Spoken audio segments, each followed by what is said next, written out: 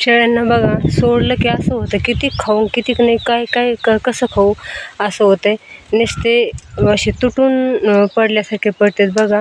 भूक लागलेली म्हणजे त्यांना बोलता येत नाही, सांगता येत नाही. पण मुक प्राणी पण त्याला पण भूक लागलेली म्हणजे किती हे लागते ना, ओढ लागते अन्नाची. प्रत्येकाला भूक लागल्यावर तसंच आपल्याला कसं जेवायला भूक लागली की असं वाटतं कधी जेवायला जाईन, घेईन आणि कधी नाही.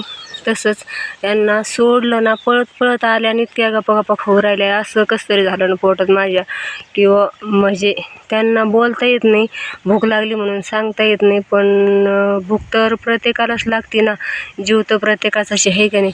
तसंच झालं या शेळ्यांना. तर सोडलं तर इतक्या रपारपा खाऊ राहिल्यात ना. आता ही शिळी पाट आता जनायला आहे, गाभण आहे. आणि आता जणच एखाद्या वेळेस कास सोडलेली तिने थोड्या दिवसात. तर किती गप्पा गप्पा खाऊ राहिल्यात त्या. त्यांच्याकडे पाहून असं म्हणजे लहान लेकरागत असं वाटतं की किती म्हणजे भुकावल्यात त्या.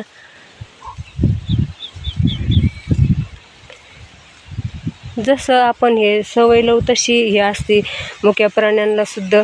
त्यांना दिवसभर ना बिना खाण्याचं काही ठेवलं ना, नाही खायला टाकलं तरी पण त्या ओरडणार नाही.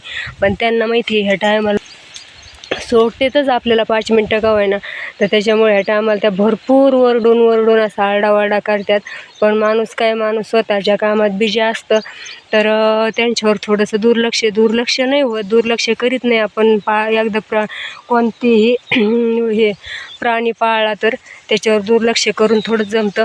पण आता सोडतो करून असं कामाच्या आणि थोडंसं लेट जर झालं, 1 2 4 5 मिनटं जर लेट झालं, तर त्या इतक्या आरडून एवढा आरडा करतात ना की बस असं माणसाला हातातलं काम गळून जातं, एवढं आरडतात. पण मग त्यांना तरी काय म्हणायचं, त्यांना भूक लागलेली असती नाही ह्या टायमाला सोडायची. त्यांना एक आशा लागलेली असती. तर सगळे ज्याच्या त्याच्या पद्धतीने, एक बघा तिकडं खाती, ही इकडं खाती, हे बोकड इथं खातोय, ही शेळी इथं खाती. म्हणजे जे ते ज्याच्या त्याच्या पद्धतीने मग्न झालेत खाण्याला. तर किती म्हणजे हेच राहतं ना प्राण्यांचं सुद्धा.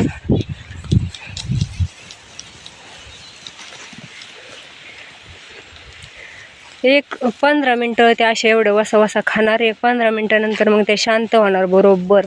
15 मिनटानंतर आहे ना मग त्या दम्मानी चारत्यात. पण सोडल्या 15 मिनटं बापरे,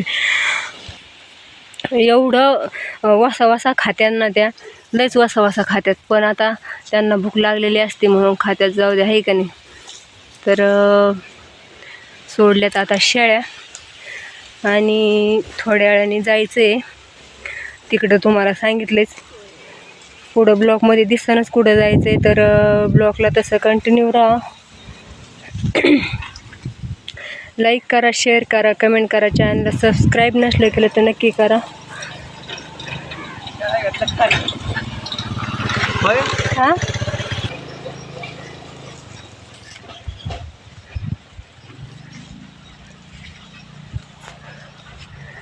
तर बघा ते पोरगं उडून दिलंय आणि चाललाय पळून. म्हणतोय जाऊ द्या, तो विषय नको आपल्याला आहे का नाही.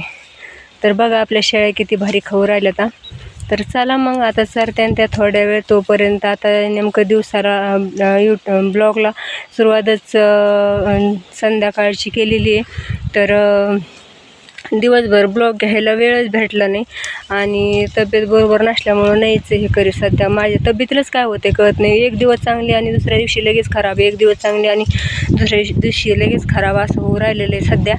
तर त्याच्यामुळं यूट्यूबच्या कामावर पण थोडं दुर्लक्षच होऊ राहिलेलं आहे माझ्याकडून. पण चला असो, कसं तरी जसं ॲडजस्ट होईल तसं तुमच्या सपोर्टमुळं चाललं आहे की नाही. तर चला मग भेटू पुढच्या ब्लॉगमध्ये. तर तसं ब्लॉगला कंटिन्यू राहा. लाईक करा, शेअर करा, कमेंट करा. चॅनलला सबस्क्राईब नसलं केलं तर नक्की करा. तर बाय. हाय नमस्कार, स्वागत आहे तुमचं माझ्या चॅनलवर. मी आहे निर्मला पठाडे आणि आत्ता वाजले संध्याकाळचे 6. ब्लॉग हे करायला भरपूरच उशीर झाला तसा. पण आता म्हणजे करायचं ब्लॉग स्टार्ट करायलाच महत्त्वाचं होतं, म्हणूनच केला. म्हणलं चला आपल्या प्रेक्षकांना पण सांगू की समजा ज्यांनी केलेलं असं ते सावध होते, नाही का नाही. जसं की मी राहिले तसे सगळेच जण असे नको राहायला, म्हणून सावध करण्यासाठी म्हणलं जे आपल्याला समजले ते अपडेट यांच्यापर्यंत पोहोचावा म्हणून ब्लॉग घेतला. पण काय होतं आहे ना, शेळ्या सोडल्यात चरायला आणि तुमच्याशी गप्पा मारून राहिले तर त्या काय मला तुमच्याशी गप्पा मारून द्यायलात, नुसतं इकडून इकडं पळू राहिल्यात आणि मला पण इकडं त्यांना हाणायला जावं लागू राहिलं. त्याच्यामुळे विषय थोडा पांगला जातो आहे. पण सांगायचं मला हे की कुणी बांधकाम कामगाराचे फॉर्म भरलेले आहेत. तर ज्यांनी फॉर्म भरलेत आणि ते आलेच नाही अजून, त्यांना काही फोन वगैरे आला नाही, मेसेज आला नाही, तर त्यांनी जिथं आपण भरलं होतं तिथं जाऊन चौकशी करावी. कारण चौकशी करणं खूप महत्त्वाचं आहे. मी हेच केलं, भरला आहे म्हणलं आणि चौकशी करायचे प्रयत्नच केले नाही, तर माझा फॉर्म रिजेक्ट झालेला आहे. तर आता परत फॉर्म भरायचे भरपूर असे हे चाललेली सगळीकडंच. सध्या सगळीकडे फॉर्म भरून राहिले. तर शाळा बघितलं की इकडच्या हाणल्या की इकडच्या जातात आणि इकडच्या हाणल्या की इकडच्या हातात. शाळांनी वैता गेले, मागच्याला हाणलं लागलं की पुढच्याला हाणलं लागलं की मागच्या जाऊ राहिलं तर इकडं ह्याच्यात. तर असं झालं माझं. मी वर्ष झालं बघा भरला होता फॉर्म, त्यावेळेस भरपूर फॉर्म भरायचं चाललं होतं. तर फॉर्म भरला आणि मला एक फोन पण आला होता वरून, तर ते OTP विचारण्यासाठी आला होता. तर मग मी असं ठरवलं की वरून आला आहे म्हणजे माझ्याच मनाने मी तर्क लावला, वरूनच फोन आला म्हणल्यावर एखाद्यास माझं झालं आहे. तर मग मी परत चौकशी घ्यायचं काय डोक्यातच घेतलं नाही आणि कामामुळं ह्या यूट्यूबच्या कामामुळं आपल्या घरच्या कामामुळं ते डोक्यातूनच गेलं माझ्या की फोन करून बघावं एक म्हणून. आणि आत्ता इथं आमच्या तिथं जरा आम्ही जेवढ्याने संगच भरलो होतं तेवढ्यांना ते म्हणजे एक दोघींना ते आले, तर म्हणून मी सहज फोन करून बघितला की आपल्या फॉर्मचं काय झालं. तर त्यांनी मग चेक केलं तर ते म्हणले आपला फॉर्म रिजेक्ट झालेला आहे. तर त्यावेळेस पैसे पण, कारण काय होतं आपण ज्यावेळेस फॉर्म भरायला त्यावेळेस आपल्याकडून पैसे घेतले जातात. मग आपण हे रिझल्ट जर झालं तर आपण जर म्हणलो जाऊ दे झालं रिझल्ट तर होऊ द्या, पुढं काय डोकं लावीत बसायचं. पण दिलेले पैसे आपले बोगस जाण्यापेक्षा परत फॉर्म भरायला चान्स आहे, तर आपण जिथं पहिल्यांदा भरला होता तिथंच परत जाऊन भरू शकता. हेच मग सांगायचं होतं मला की आता सध्या चालू आहे ना फॉर्म भरायचं काम. तर प्रत्येकाने आपलं जिथं आपण भरला होता तिथं चेक करा आणि जर झालं असलं काम तर बरंच झालं, मग तर टेन्शन नाही. पण जर नसेल झालं तर फॉर्म जर रिजेक्ट झाला असेल तर भरायला पण चान्स आहे. त्याच्यामुळं लवकर आपला फॉर्म भरून घ्यावा आणि त्याचा लाभ घ्यावा अशी एक विनंती आहे. कारण काय होतं माहिती आहे ना, कधी काय होतं माहीतच होत नाही कोणत्या गोष्टी. आपण आपल्या कामातून आपल्या याच्यातून वेळ काढू शकत नाही आणि बाहेर थोडंसं लक्ष देऊ शकत नाही. तर बाहेर थोडंसं जरी दुर्लक्ष झालं तर अशा काही गोष्टी घडतातच. तर तसंच आज माझ्यासोबत घडलं आहे, तर ते तुमच्यासोबत नाही घडो म्हणून चेक करा. प्रत्येकाने भरले, ज्यांनी फॉर्म भरले त्यांनी.